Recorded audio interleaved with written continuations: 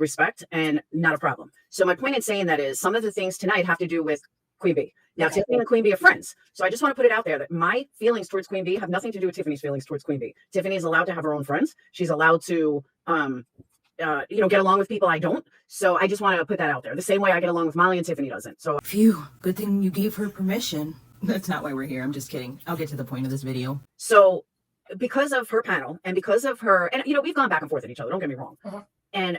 But I have said a couple of things here and there. She thinks I doxed her because I showed a picture that everyone else has shown. She didn't have a problem with anybody else showing it, only when I showed it. And this is why I can't with her. The gaslighting is horrible. No, I'm fairly certain she didn't like when anyone was showing it, not just you. And after it was voiced how messed up, what JLR and Betty were doing, you go and make your thumbnail her pic with editing that suggested she was a criminal, like with bars over it. And that's really what popped everything off.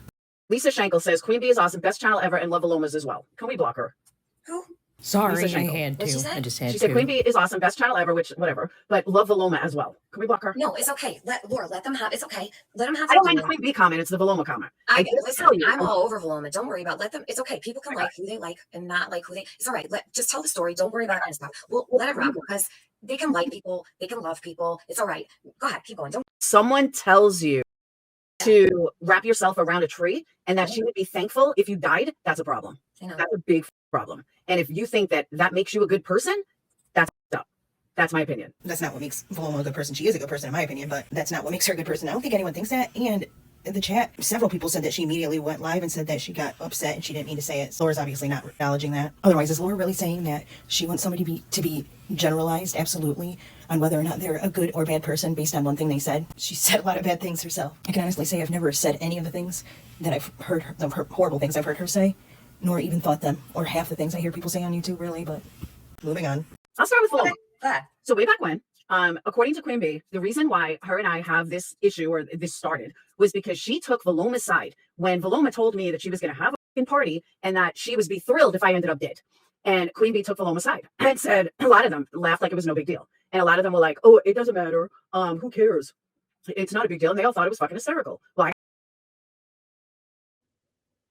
was the stuff, oh, here it goes. Was the stuff Valoma said on Queen's panel or someone else's? Okay, let me get to that. So I just got a screen record dropped on me in my lap here that Laura was doing.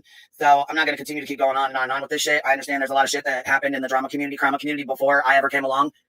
I don't know about all that shit. I'm not going to get in between it. I'm not getting in the middle of it. I don't give a fuck. I'm not.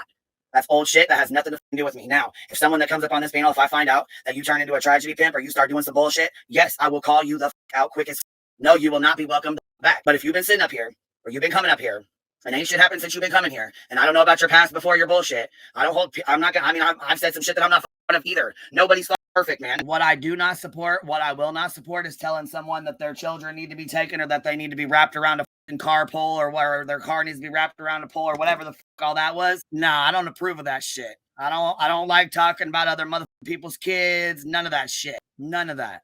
You want to talk like that? That's cool. Go do that. Do that on your own channel. Do that on your own time. But don't bring it over here because I don't want it over here. We all say things when we're angry. I also don't agree with the concept that Valoma said it and gets gnarly because she's trying to fit in. Laura suggesting Valoma only apologized in the first place because she saw QueenBee and her friends were mad. I've heard Valoma saying things she wished she hadn't, and I hope no one has to understand the loss of a child and one that you got to watch grow and become a young adult almost and have him taken from you.